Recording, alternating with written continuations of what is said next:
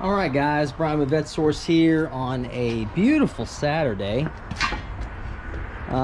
where I had some things planned out in my head earlier this week of what I wanted to do, but the truth is, it is such a beautiful day, I just decided to play hooky and tinker with the Corvettes today. I'm just kind of tinkering. This is kind of a freewheeling kind of thing, but I figured, actually I was noticing some things earlier this week I figured I could talk about while we're in here playing around. So for those of you who are just joining me for the first time or haven't seen me before, hi, my name is Brian, VetteSource. This is our 69 Corvette 427 car that I've detailed on here before.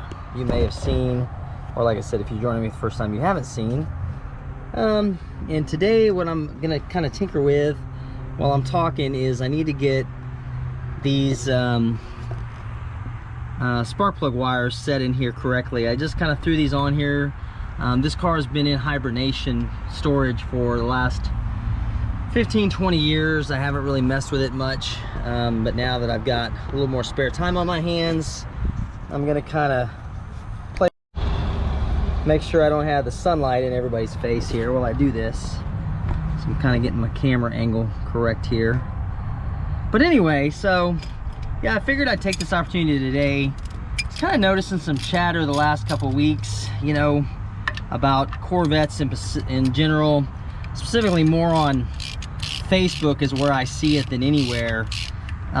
There's always just downright arguments and discussions and you know, honestly, flamethrower type behavior of this Corvette's better than this Corvette, blah blah blah, mine's better than this one drives better. And truth is, I you know, as a guy that loves Corvettes like I do, this has been a lifelong love affair for me. It's kind of distressing to see people get into such ridiculous arguments over this all the time, because you know, the truth is, guys, all Corvettes are cool. You know, I don't care what year model they are.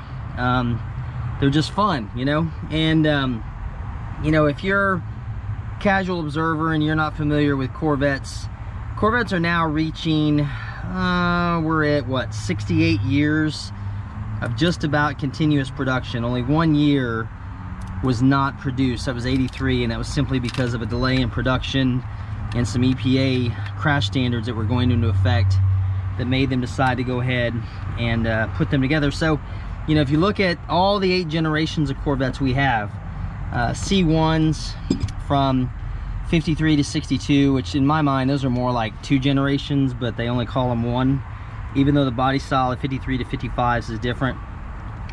And then you've got the C2 Corvettes, which are 63 to 67s, which are the mid years, which are really cool.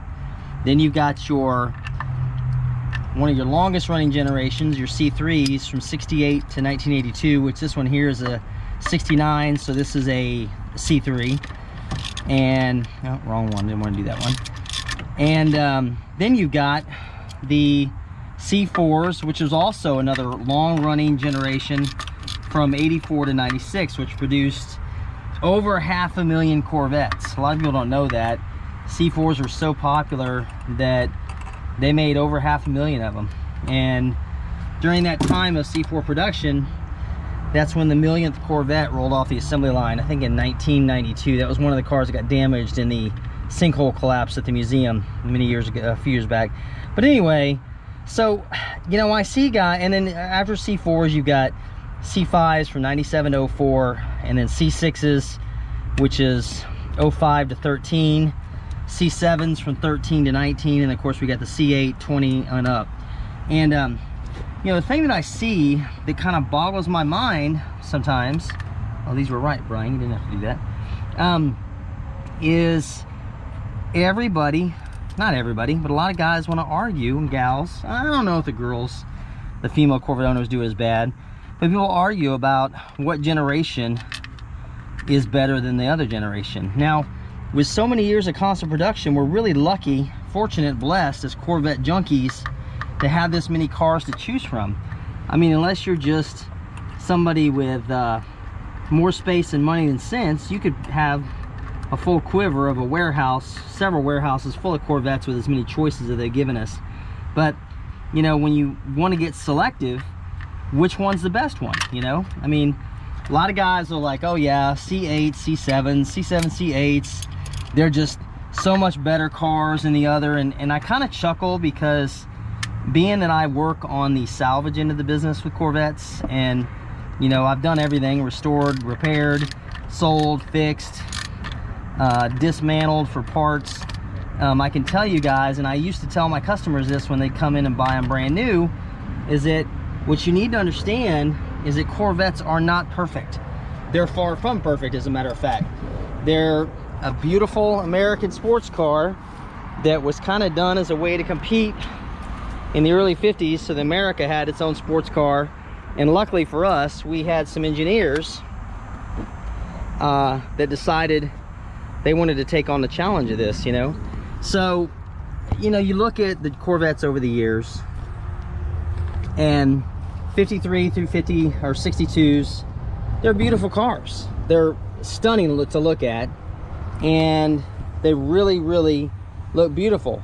But if you've ever sat in one of them, you realize it's got this monstrously oversized steering wheel that, and if you're a little bit more portly, you're not getting behind the wheel of that car. And it's built for somebody probably about 5'7", 5'8". And not only that, it rides like a bread box on wheels. It's just not comfortable to ride around in that much. Now, the thing about them though, again, incredible styling and looks. And not only that, they got into the horsepower wars early on. So Corvette was really the first car of the 50s generation where they were actually able to produce a car with 1 horsepower. I got these spark plugs in the wrong spot, or wires in the wrong spot. I'll fix that later.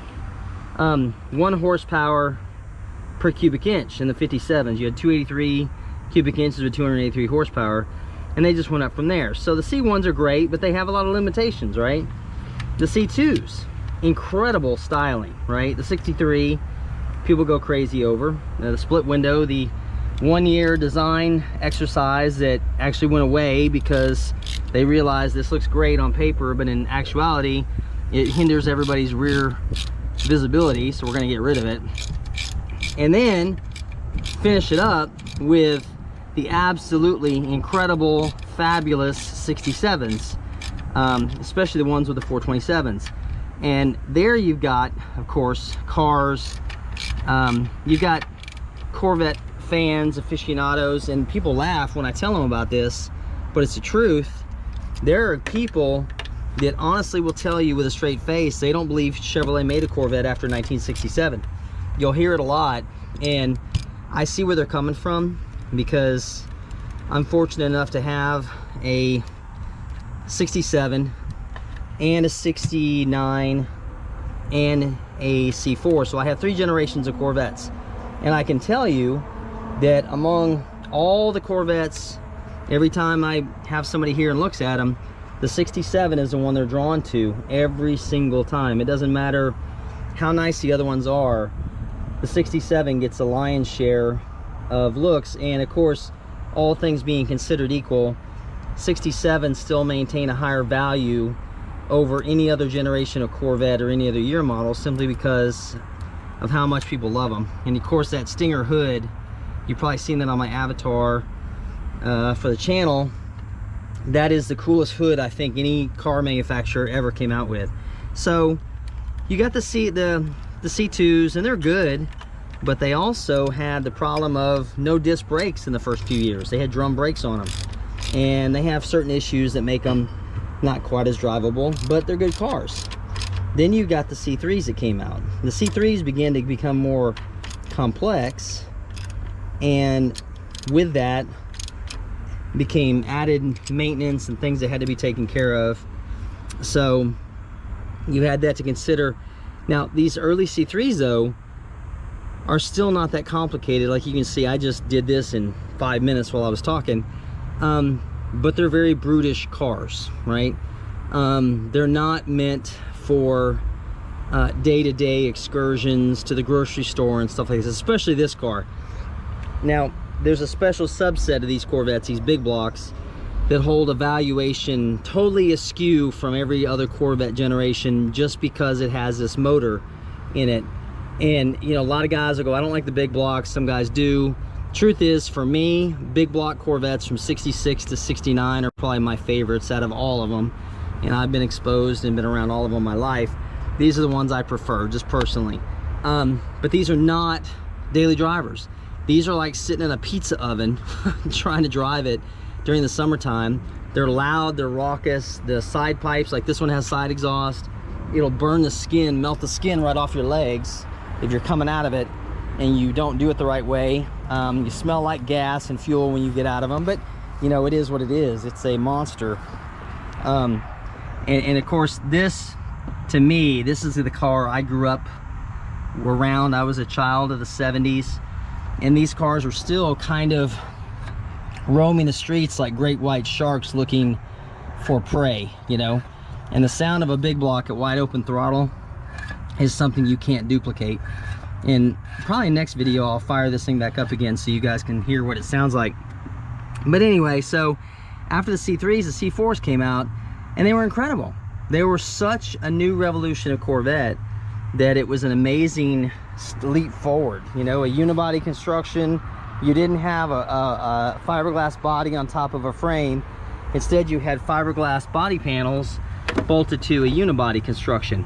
So it was really cool, really neat thing. I can remember seeing the Atari Dash in the 84s in a magazine when I was a kid and thinking, wow, that's just too cool, you know? I gotta have one of those one day.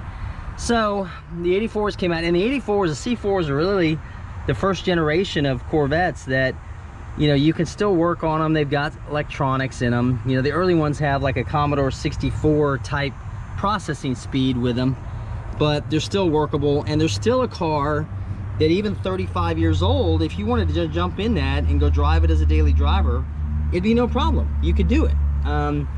You get good gas mileage. It's perfectly comfortable. It's safe for the roads. Everything's nice on it. Even the pre-86s that don't have ABS. Then we get to the C5s, right? Which began that really progression of Corvettes that started to change. So we still had our pop-up headlights, but we went to a transaxle setup, which I've showed in a couple of videos, pulling those out of there.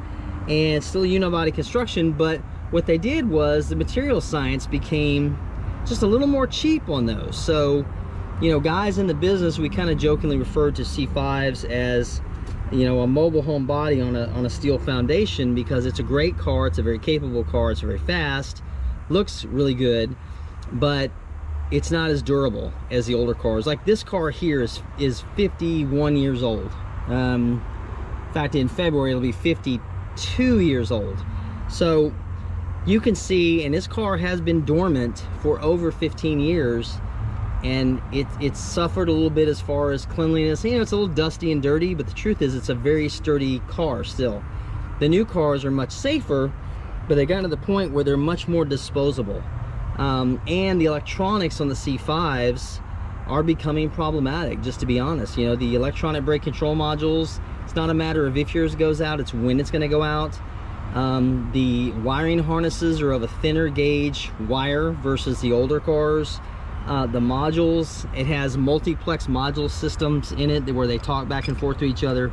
So it really makes them much more of a fragile package. And frankly, some of the packaging and where they even put the computers, to me, I keep wondering if the engineers were, you know, smoking a doobie the day they figured this out. Because to put the body control module, the interior fuse box, the computer at the base of the floorboard around the frame rail where all the water gets, or where the damage gets if you run over something, doesn't make any sense to me, but that's me.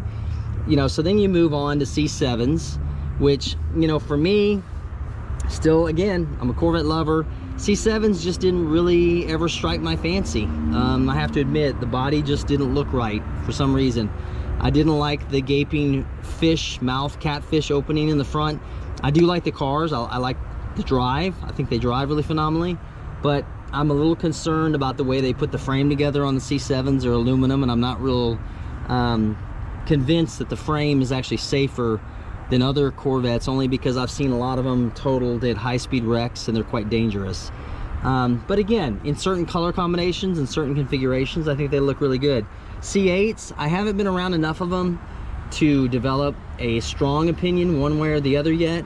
However, I did see one at a dealership the other day, and in the sea green orange, and I actually got to look at it, just walked around it and checked it out, and I thought, you know, this is a pretty good looking car on the face of it.